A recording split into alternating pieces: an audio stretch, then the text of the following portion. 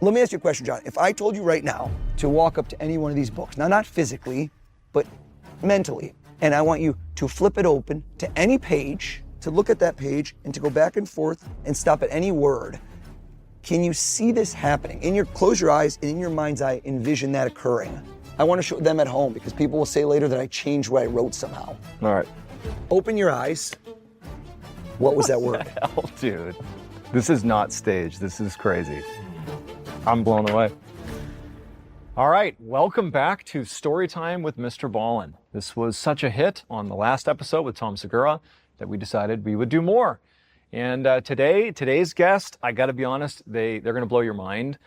Seriously, I went into this experience sort of skeptical. I mean, the things this person does are sort of impossible. I mean, he goes in front of these audiences, which include huge celebrities and professional sports teams, and effectively reads their minds. He certainly blows their minds. And he does it under so much pressure, and he nails it every time. And so we asked him on the show. He's got some amazing stories, and he also truly I have something written on my hand right now that has to do with one of the tricks that he pulled on me, and it's just, I can't believe how this episode went. So really stick around. He's an amazing guy and just a master of his craft. He's going to blow your mind. So without further ado, let's get into today's episode.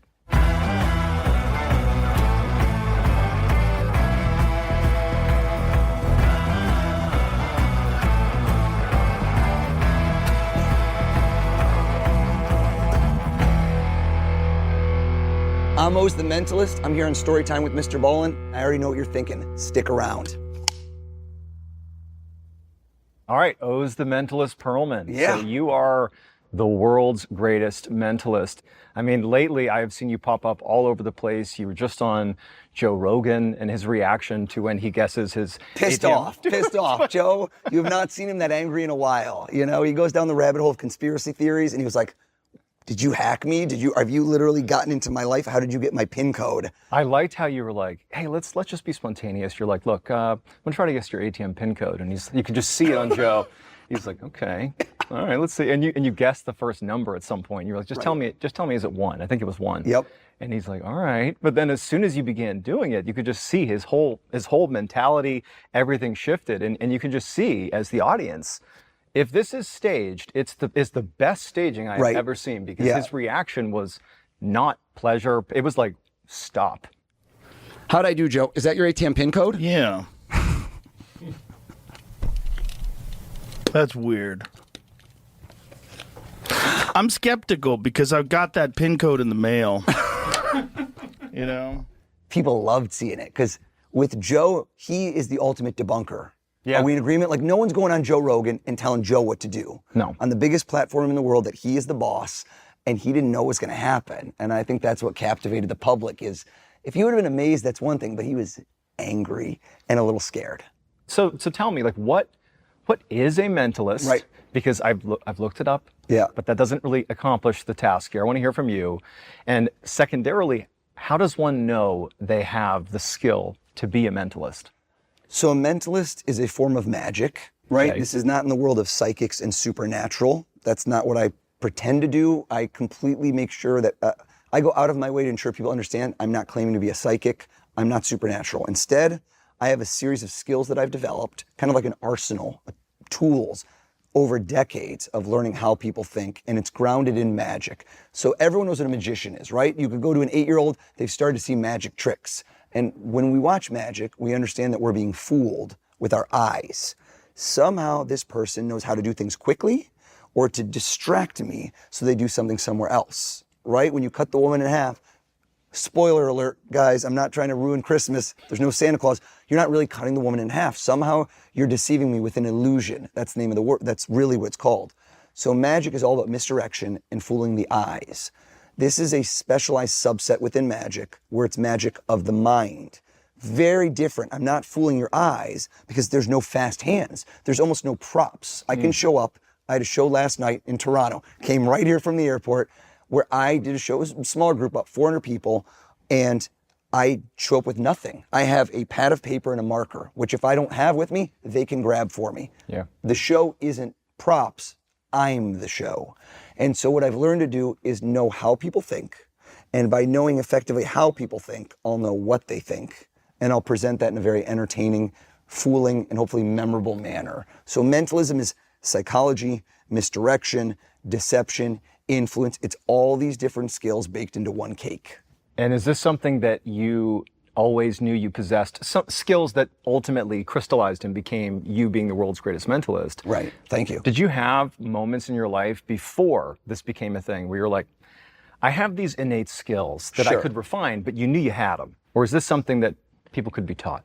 Absolutely, people can be taught. So this is a learnable skill, but I would liken it to musical talent, which is innate in a sense, which is you could probably learn to play the piano and do a certain number of songs. Like my 9-year-old plays the piano.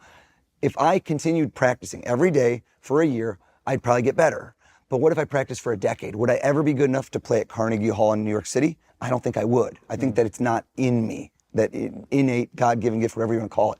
You can develop the skills, but will you get to a certain level? There might be a ceiling. Sure. So that's the best way to describe it. I have a gift for it, and I've also been very, very persistent, and never underestimate the power of persistence, because mentalism has a steep learning curve, and most people don't have thick enough skin to get through the times when you suck.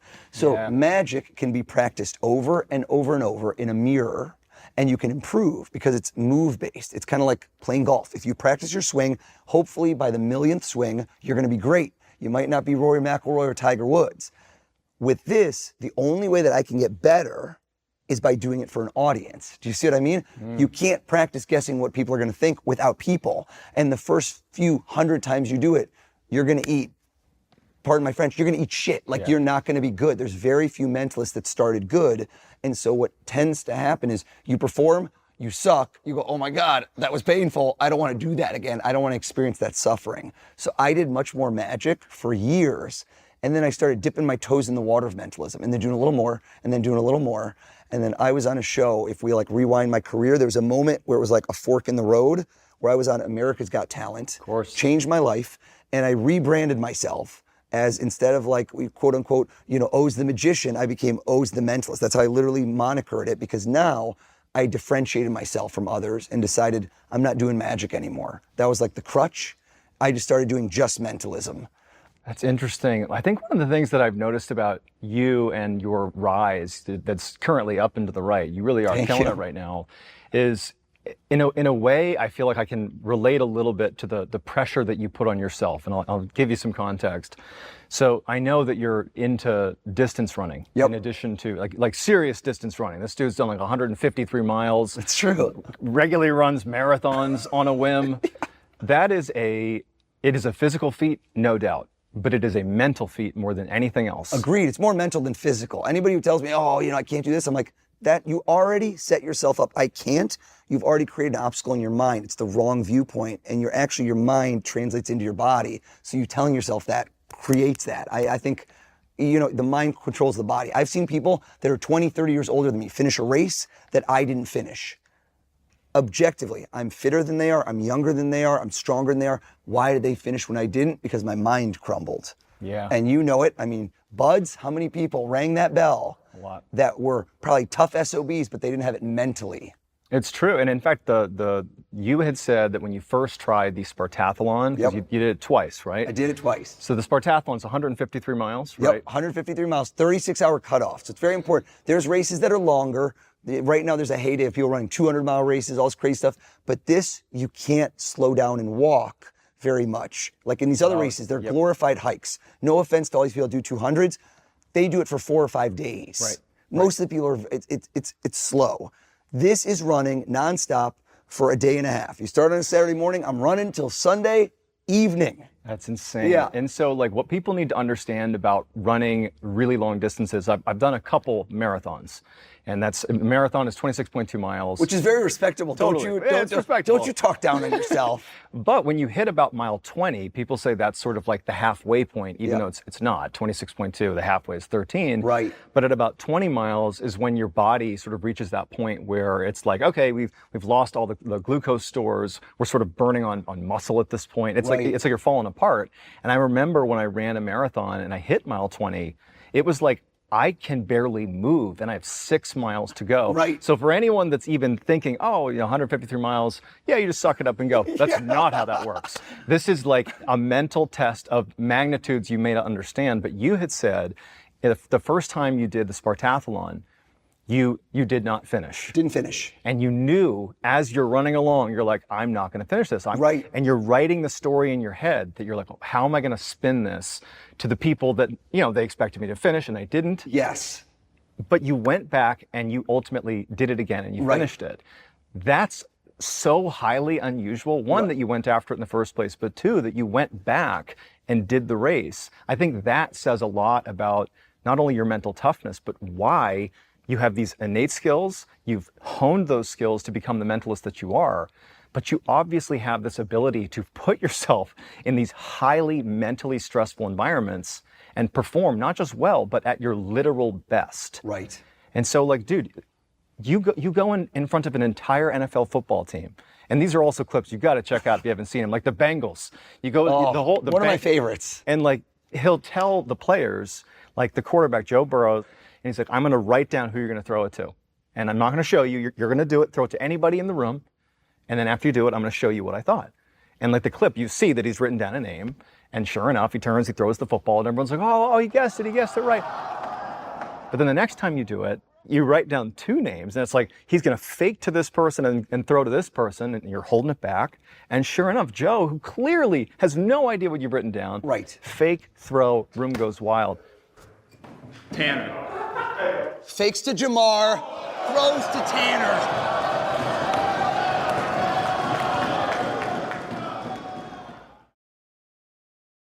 How do you put yourself in that position consistently and just stay calm enough to do those things when the outcome's binary? That's so stressful. How do you do it?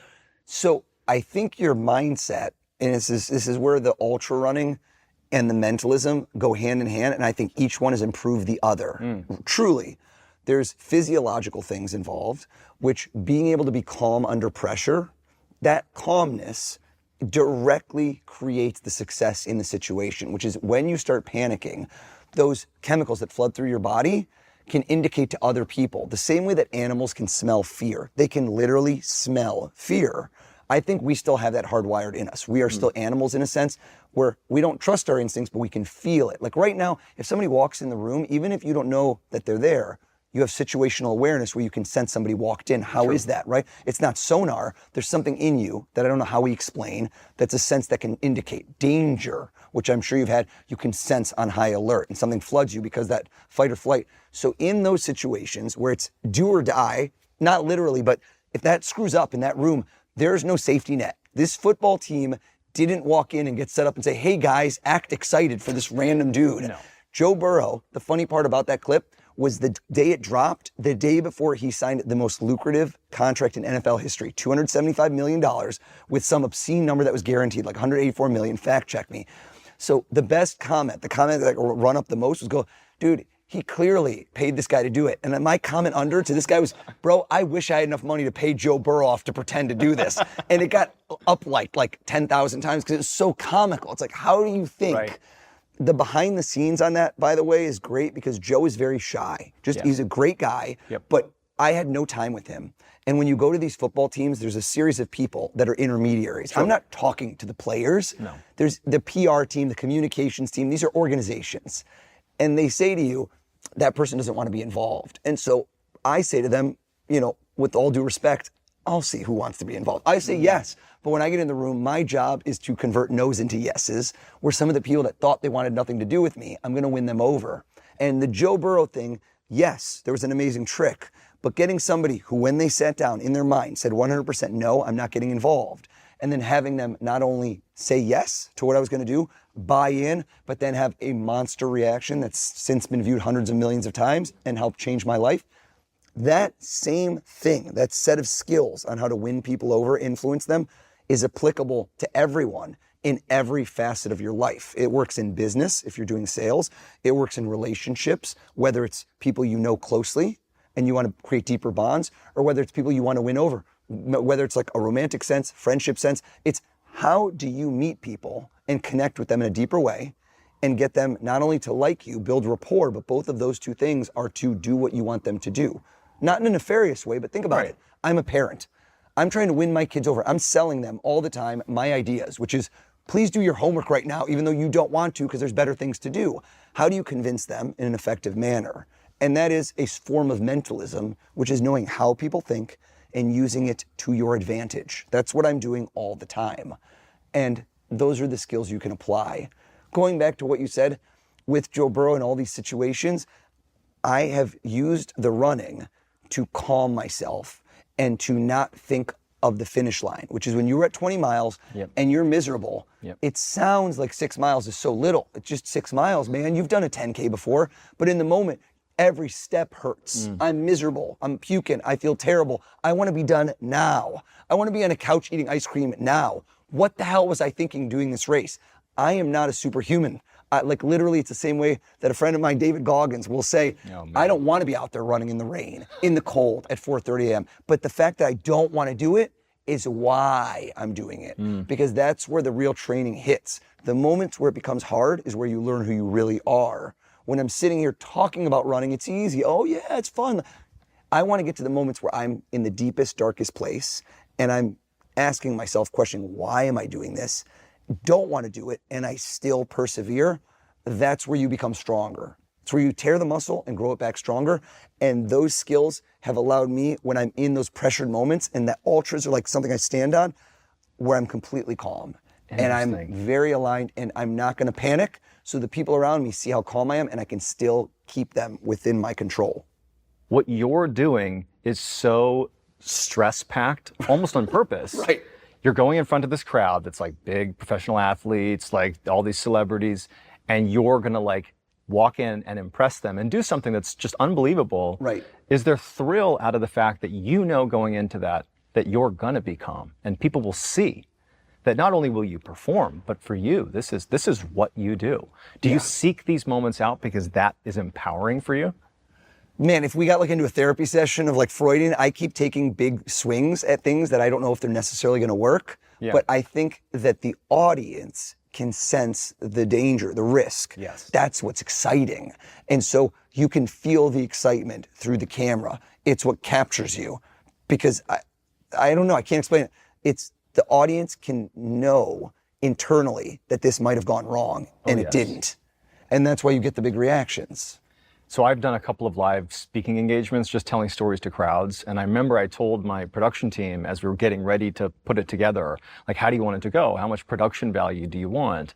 And I was like, I need the first time I do speaking engagements to be basically just me and a microphone. I want it to be a pure experience because I need to prove to myself that like, I can deliver something that's really engaging without any props, without anything, just me. Right. And it was like the sense of, I almost hated myself for doing this because you're setting yourself up, right? I'm going to walk out in front of thousands of people, me and a microphone. I've never done this before. Right. It could go horribly wrong. But it's like, I almost felt like the only way to do it was like full send commitment, like commitment to the bit. You have to. And I'd go out on stage, and with that sense of commitment, I was able to easily do these shows. Yeah. And I think for you, what I see in all these clips of you just like blowing people away, honestly, more than the bit, it is this sense that you are completely committed. And even if it goes wrong, it's like somehow he's going to spin this. Right. He's got full command of the room. People love when it goes wrong. So there's that level of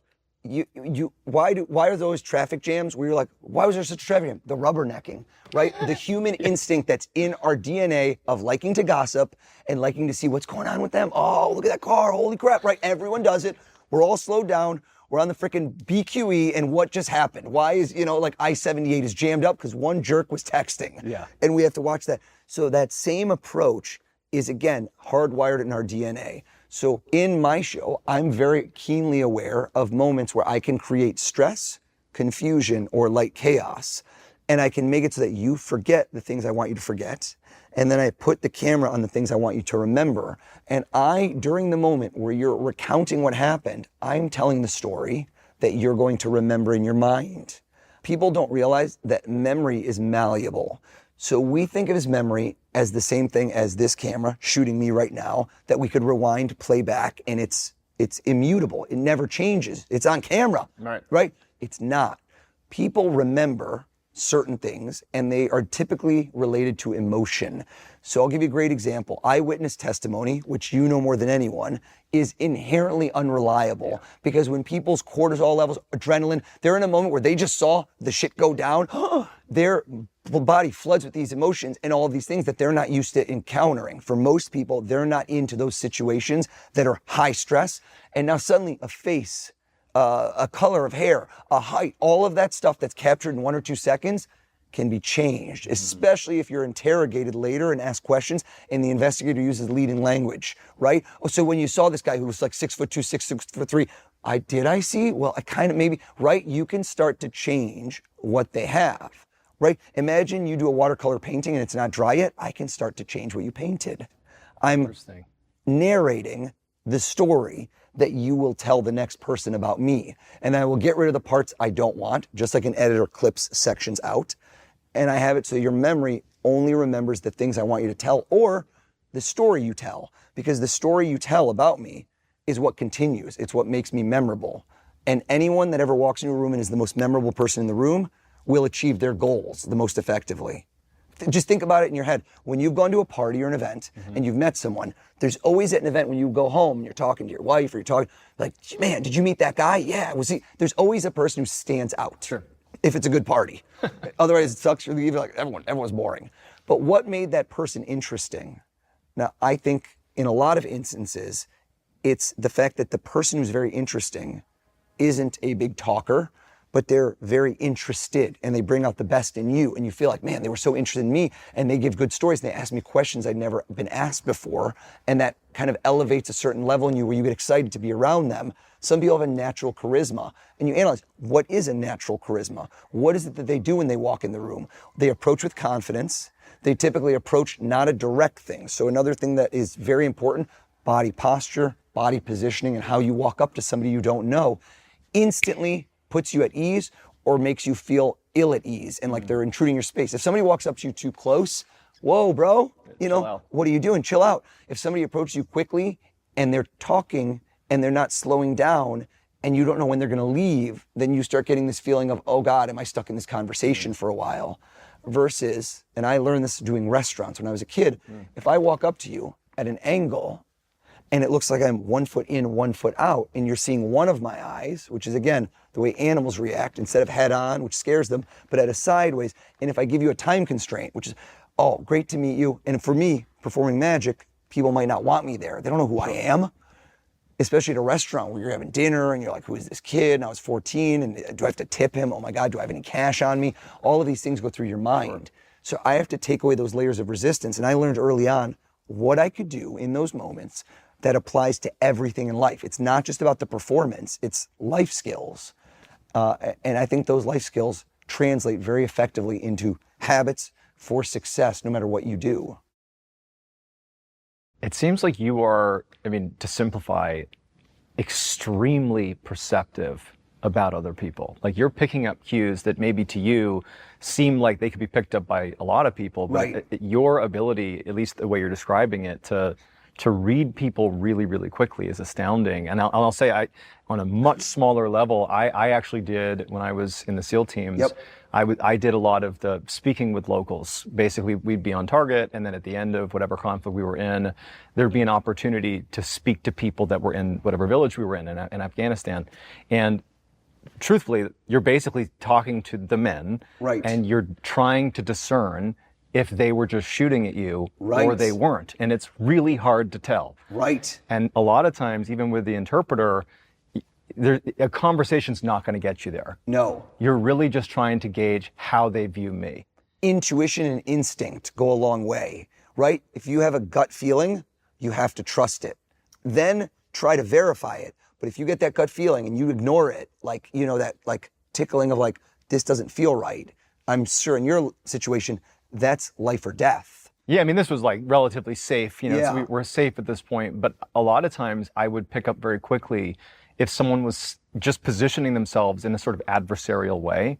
Like, I'm sure, I'm speaking to the guy who knows this stuff, but there's a way you stand if you're almost sort of seeking a level of conflict with the person you're with. Right. If you're deferential, you're sort of positioning yourself in such a way. But like, I'm coming into the room, I'm decked out in like special operations gear, we've just secured the target, and I'm talking to you.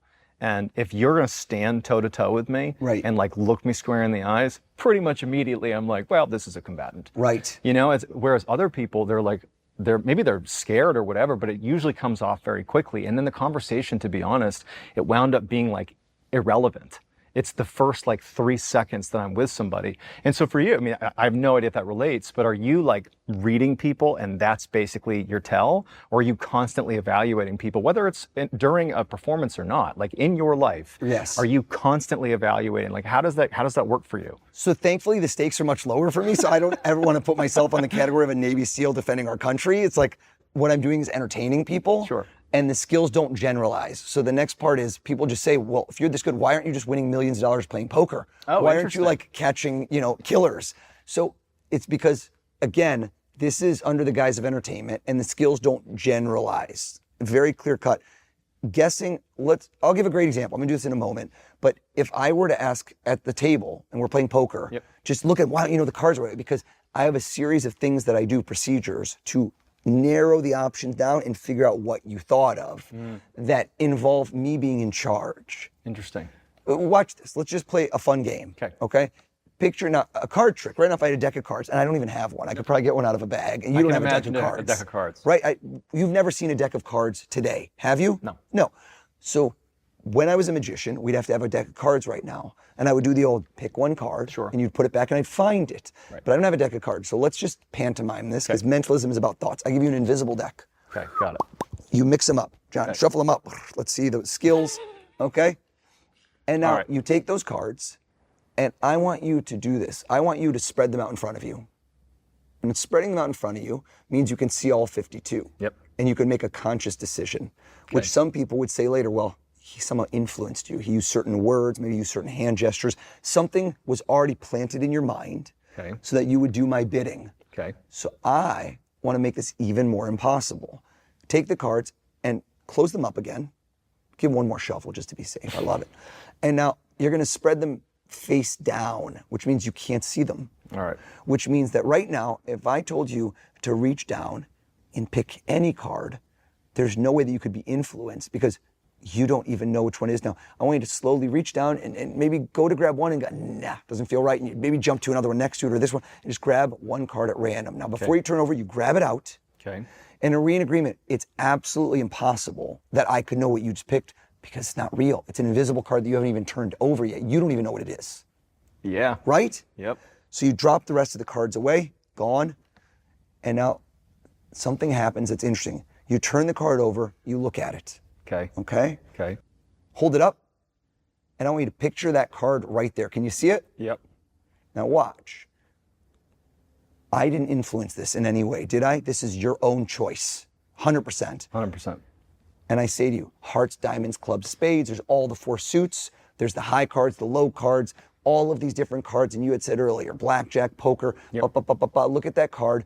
Imagine what it looks like. Imagine the Jack, Queen, and King have more ink because they're very full. They've painted them. Versus, for example, a 2 only has the 2 hearts, and they go all the way through. And you know what you did? You decided, because poker, on the back of the box, Ace of Spades is the card in your hand, isn't it?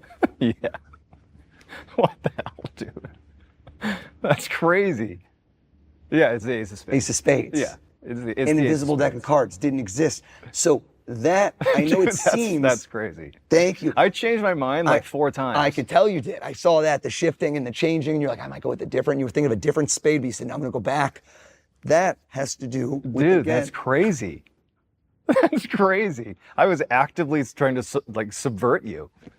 That's I crazy. can't do that at a poker table because I can't just tell the guy in front of me, look at your 2 cards before we get the river, look at me, do this, do that. They're gonna be like, screw you, dude, I'm not doing any of this. Get out of my face. Put on the sunglasses, rock and roll.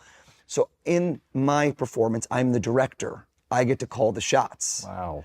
So it doesn't unfortunately work with everything. If it did, it'd be amazing. But to answer your question, I'm not living my life in like brrr mode of like, whoop, that guy. I always think of it as in the Bourne Identity. Oh yeah. When yeah, he yeah. loses his memory and he's in that diner and he doesn't know who he is yet. Yeah. And he's like, and he tells the guy next to him, why do I know that guy's 255 and can fight? Why do I know this? Why do I know that right now I know the 4 license plates of the cars when I walked in? Why do I know all this stuff? And he's starting to dawn on him. He's like a secret spy agent. Yeah. Badass. So I think it's likened to that where when I turn it on, I'm hyper focused on what I do and my mission at hand.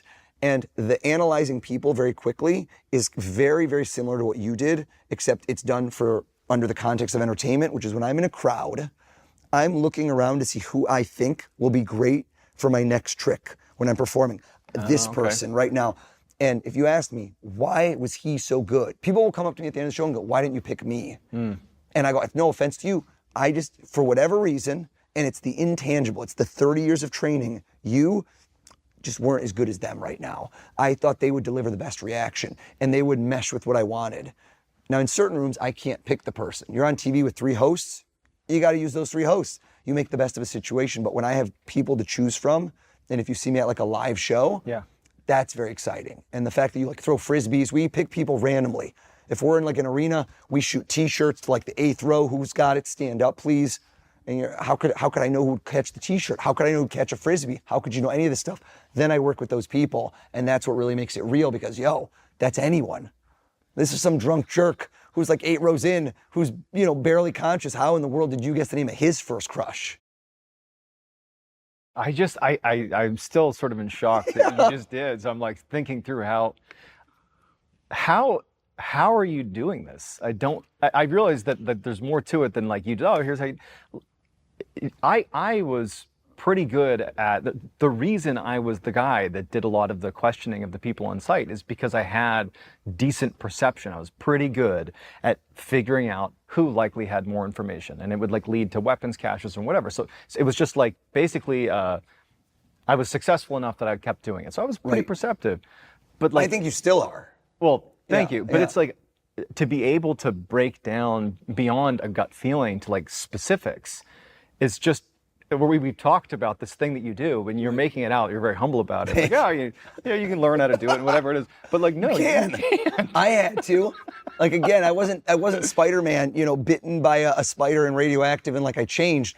It's been trial and error. It's been iteration, and the same thing that has allowed me to go run 153 miles. That, like, how you have children? We were talking about right when I walked in. We had a couple minutes. I came here from the airport talking about our kids, and you want to instill a work ethic in your kids. It's very interesting because being a parent, I think, is my most important job, and I'm assuming that's my immortality. It's like, who are they going to be? Because as soon as you have kids, you start to feel like I'm going to die one day, and this is my future and their future, and it's like it really no greater joy in life. But how do I instill a work ethic in them? Because my kids aren't going to grow up the same as me, and I'm feeling, I don't know what your beginnings were. Mine were very humble, where I had to work really hard, and I was like age 16. I was supporting myself, which I don't wish upon my kids. They'll never know what that means. But I lived on my own, and I had to pay for college, and I had to find an apartment, and like nobody paid for this stuff, so I had to figure life out early. Which at the time I felt kind of pissed because I'm like, all these other kids are going on vacation, they have a car, their parents. I don't have any of that. But now, in hindsight, that set me up for success in a huge way, and it made it so I didn't have a safety net, so I had to become the safety net. And I think that there's a level of that toughness you have to either create in yourself, if it's not, and a lot of people are going to have it because a lot of people listening to this are, hustling and they might not have any of these things. So I think that deciding on a goal and not giving up it's so much more important than almost natural talent, skill, anything is persistence. And you saying like, oh, I can't do this, there shouldn't be that word in your vocabulary. You said something going back to your Spartathlon experience that actually really struck a chord with me. And I'm going to give you a quick story that I think relates, and I think that it plays into what you just said. So when you did not finish your Spartathlon race, you came back and you obviously did it, and you successfully completed this. It ate me alive. Are you kidding me? It killed me. But you said something to the effect of, when I went into that second attempt, I was prepared to basically die in order to complete this race. So for me, I've had exactly that experience one time, and it changed my life afterwards. When I was in SEAL training, everyone thinks the hard part is at the beginning of training. The famous sort of like Hell Week, and you're running around on the beach and you're beat down and you're tired. That's bad. Not the hardest part. The hardest part comes about halfway through training. It's a 6-month-long course. Halfway through, you're in the underwater phase. And by this point, statistically, virtually everybody in your class is going to graduate, despite the difficulty of this test. It's the moment you all are literally forced to have this moment. And it's horrifying. There's this test called pool competency. They tell you it's just this. You just go in with your scuba tanks, and the instructors are going to come down there. You're in the 9-foot section of the pool, and you're like crawling around, and they're going to come down and just kind of screw with you, and you're going to follow procedures that you're taught to basically, after they finish tumbling you around and turning your air off, you go back on your knees, and they're watching you the whole time, and you follow these steps. You reach back, you turn on your air, you check your J valve, you check your straps, make sure it's a 3-finger loop here, you check your weight belt. I can still do it now, but it's a procedure that no matter what happens to you underwater, you reset, you follow the procedure. But each problem that they give you, whether it's tying a knot in your hose or whatever it is, gets progressively harder to fix. All fixable problems for 20 minutes. And so each time someone's come down on you, first of all, as they're attacking you, you have to go into the fetal position and just wait. You're not getting air. They're tumbling you around. So you're going about 60 seconds to 90 seconds with no air. And then you need to follow the procedure. So you can see you become more and more hypercapnic. You're not breathing. And it's this test of staying calm and following the procedures despite literally being on the precipice of passing out. People call it simulated drowning, this test, and you get 4 attempts at it. And so and one of the things you got to do is you got to stay calm. And so I went in and I'm doing the test, failed it miserably 4 times in a row. Wasn't even close. Was not even close. Like, I actually was the guy that they had to put a pink piece of tape around my ankle, and it wasn't even to humiliate me. I would get so panicked, I would push off the bottom of the pool and go to the surface, but we're breathing mixed gas. And if you do that, you can risk rupturing your lungs with air bubbles. And so you have to be you have to go up at a certain speed. And so there's like standby divers there to keep me from panicking and rocketing to the surface. And so I failed 4 times in a row. And as a result, I actually got rolled out of the class I was in. The class I was with, all my buddies, and they're like, look, we're gonna give you one more shot. You're gonna leave this class, go to the next class, and you can try again with that class. And so I go to the next class. So that sets you back 6 months? It actually was just a couple months. They let me start in second phase. But so I go into the next class. And the thing is the students in this class, they've been through the Hell Week and everything, and they know I'm a rollback. And I sort of took on the role of like, I'm going to be a mentor. Like, I obviously failed pool competence. We're all going to take it here soon. But I really tried hard to be like a mentor. Like, here's what I experienced. I obviously failed it, but let me give you all the insights I can possibly give you. And everyone's looking at me like, oh, John's got it. Like, he failed, but he's going to be fine. And so we get to test day, and I failed the first 2 attempts, not out of panic, out of procedural problems. And so I fail on Friday. There's 2 more attempts left, and it's on that Monday. And if I don't pass them, not only will it humiliate me, but I'm dropped from SEAL training. That weekend was horrible because I'm thinking about this test. On Monday morning, I got to the pool deck, and I was so nervous all weekend. And I'm sitting on the pool deck. They make you sit with your back to the pool, and they made me go last that day. And I'm hearing the instructors like ripping kids' hoses. You're like air bubbling up off the pool. Kids are like passing out like red line, and medics running over. It's chaos, and you're just sitting there waiting for your turn. And then when it was my turn, I just had this mental shift occur where I was like, holy shit, I'm gonna fucking die in that pool before I fail this test. And I got in the water, and it was like calm comes over me. And I begin this test, and it didn't matter how long I went without air. It didn't matter what the problem was. I had fully committed to this concept of I will literally die before I fail this test. And I passed, and it was so easy. And it showed me that like there's a point where you can convince yourself that your mind can sort of override all the discomfort, and you can basically do whatever you want. And you described when you went and did the Spartathlon the second time, that feeling of, I will die before I don't finish this race. 100%. And sure enough, you did it. And so do you think that's something everybody can achieve, that level of, I will go full send no matter what? Because I think for you, clearly, you put yourself in pressure situations and you just go for it. Like, I feel like maybe that's something that we have that others don't, or do you think that anyone can tap into that? That's such a tough question because it's so hard to speak for other people. and where mental toughness comes from. And I think you build it up over time. I don't think you're born with it at all. Sure. And it's those failures that reinforce later. Had you gotten it on the first try, where would you be today? Isn't that a funny question to ask yourself? Yeah. Would you still be this person? So when I came back the second time, I had this guy who I saw at mile, like, I don't remember what mile it was. I DNF'd at 78. But it was this bald dude. I think he was like from Eastern Europe. And he's wearing this thing, and we're in the middle of the night, and I'm a wreck. I'm a wreck, bro. Like, just been puking maybe 100 times. And now I'm writing my DNF speech, which in the parlance of ultra marathoning is did not finish. They don't write a time next to your name, they write DNF, which is so embarrassing and just kills you.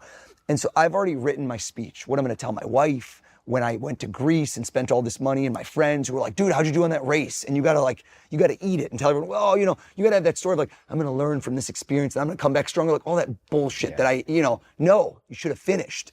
And so I see this guy and I'm already talking all this stuff like, oh man, I don't have it today. We're at an aid station together, middle of the night. We haven't slept all night. And this guy looks at me, he doesn't really understand English, and his eyes, he's these crazy eyes where they're open. I'll never forget it. He looked at me and he goes, if you cannot run, you walk. If you cannot walk, you crawl. But you never stop. Like a psycho, like a zombie apocalypse. And in the moment, I couldn't digest it, right? I couldn't take that and bottle it up and shoot it into my vein. But slowly after I left, it haunted me. Yeah. Because this guy, like what he had in his eyes is what I need to have the next year. And so that like slowly worked into my DNA. And when I got there, I was you on that attempt. When I started, there was no doubt. There's no doubt. Yep.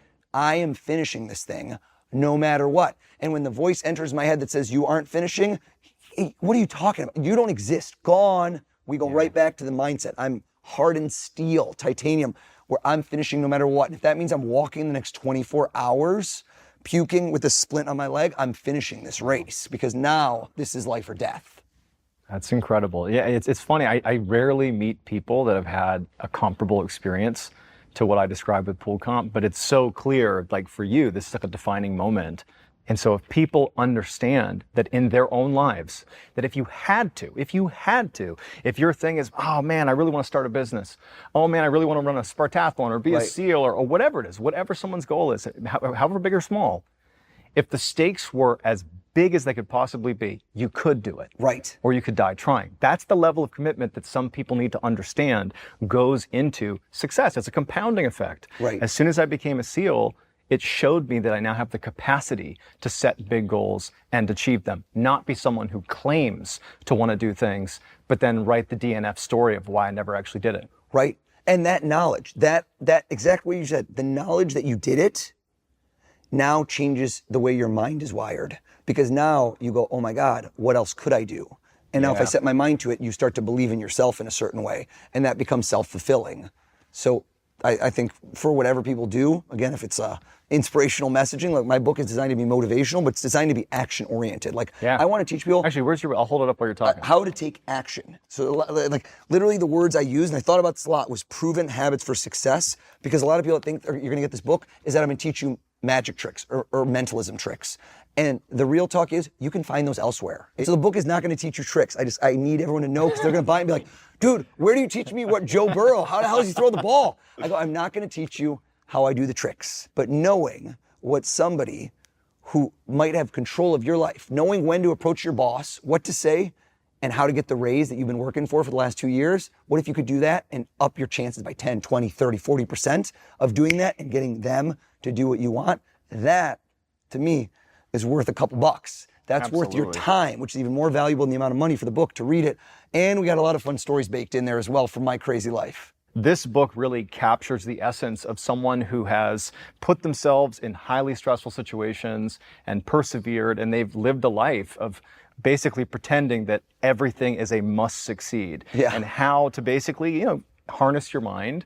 And in some ways, learn how to read other people and influence other people. But this is a very powerful, I'm going to call it a self-help book, because to me, this is like practically a Bible of how to motivate and how to be the best version of yourself. So this is an amazing book. You got to check it out. Read your mind.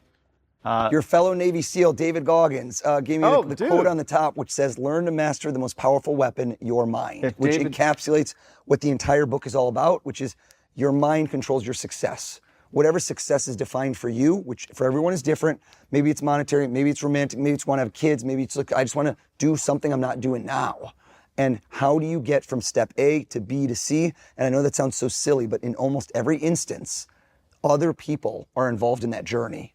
And my whole training has been how to win over people, how to know what they're thinking, how to influence them, right? How to get rid of the fear of rejection and failure, which is a huge part of my book, which is mostly what holds people back. That is such a huge factor. And I learned that at a young age, doing like restaurant magic and all those little things I learned how to iterate and improve.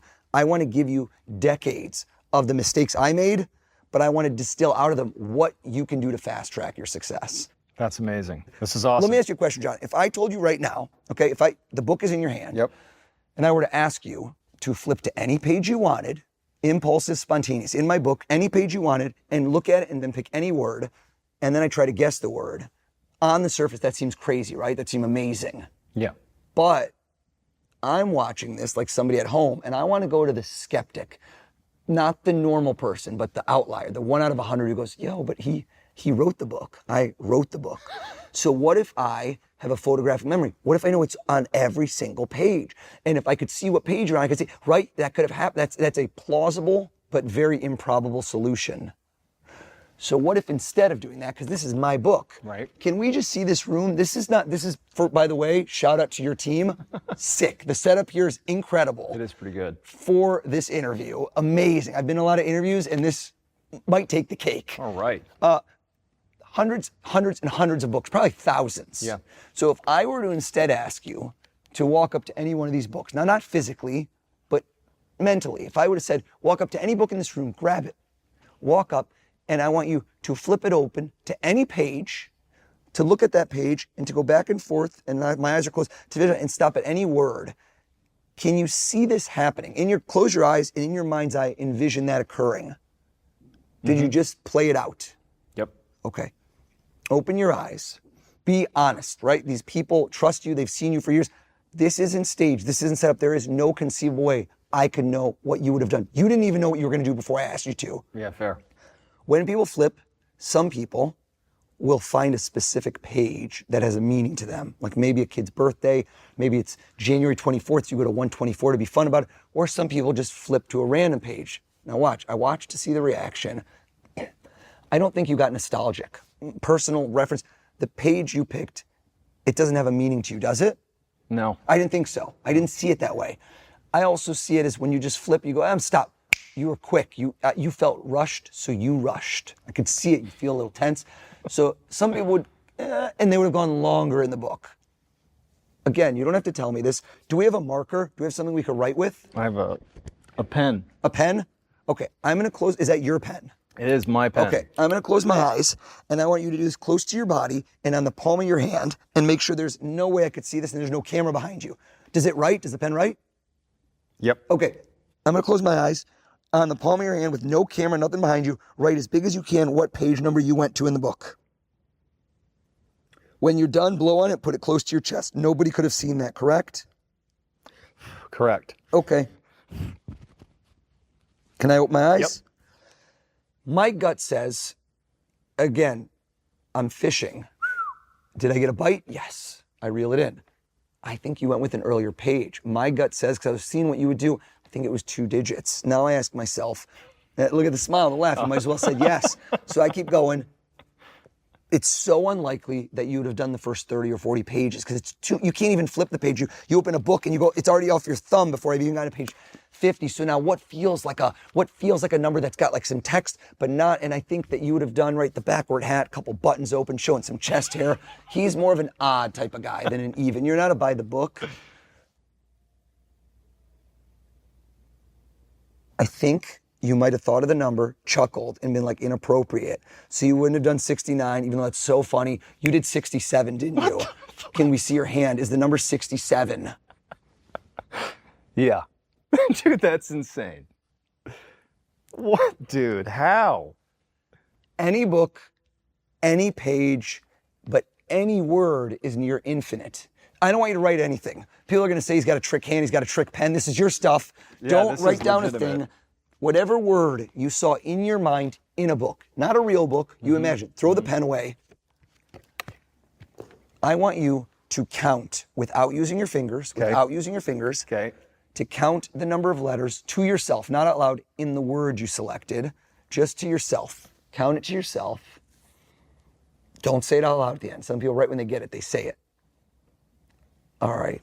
No, maybe. I have to double check. Hold on. Oh, don't even say that. Now you gave so much away. The double check is always an indicator of a longer word. No one double checks a word. Open your eyes. Okay. No one double checks a word that's 5 letters or less. No one. So now we know it's longer. Also, you probably would have done a longer word. Nobody does and, the, he, she, if. No. Under this level of pressure, no way. We're balling, baby. I think he did a longer word. I think this place, it's got this ambiance of like gravity. And you know, some of these books are probably hundreds of years old. Okay, think of the word. You counted twice. Most people, when they count the second time, they realize they got it wrong, and they realize, oh crap, I counted wrong the first time, and you did that. But they usually count longer and then shorter, and that's what you did. And my gut says you were like, no, it's not. You thought it was 9, but it's actually 8 letters, isn't it? Yeah. That's what happened in your mind. That's not even. And imagine that you write down the word. You're not going to write a thing. Okay. I want this to be all in your mind. You write down 8 letters, like hangman. Yep. You reach over, and you just go back and forth, and you don't know why, but you stop on one letter and you circle that one letter. You circle one letter somewhere in the word. Got it. Did you do it? In the word is how I cue you. When I say that, almost nobody does the first letter. The first letter will give away the rest of the word for a lot of people. And then also in makes it feel like it should be in between. You didn't do the first letter, did you? No, see, I was trying to guide you. And then a lot of people will avoid the vowels because we know there's vowels. You didn't do a vowel, did you? So again, we're going down that path. And now you jump back and forth. You're like, do I do this one? And my gut said you were about to do a letter, but and you jumped over. The letter you're thinking of, no, I don't think, it's not in the word more than once, is it? It is. It is, right? It is because you jump between the two of them. Yeah. And what's weird is the first letter you were about to circle, but you didn't. You were going to do a T, and you didn't. You're thinking of an S, aren't you? Yes. Swear to them. There's no setup here. This is not staged. If you wrote this is going to be literally, we have a book, a room with hundreds of books, thousands of books. You imagine in your mind picking one up, opening it up, and going to any word. Close your eyes. Can you cover them with your hand, please? I want to show them at home because people will say later that I changed what I wrote somehow. All right. His eyes are covered. Can we see this from any camera or no? Have we seen one? Open your eyes. What are you picturing in your mind? You flipped an invisible book to page 67. You saw hundreds of words. You stopped. One of them jumped out at you. What was that word? Chastise. Chastise. Hell, dude. That's such a random word. That's crazy. This is not staged. This is crazy. That's crazy. I picked that because that's the most bizarre word I could think of. That's crazy, man. I don't even know what to say. I'm like looking at other people. Like I don't even know what I'm supposed to do. That is, I gotta be honest. I don't even know what to say. I'm shocked. I knew you probably would be able to do this, but this is not set up. But he walked in, and within 2 minutes we were filming. This is, I'm blown away. Create memorable moments that people take and the stories they tell.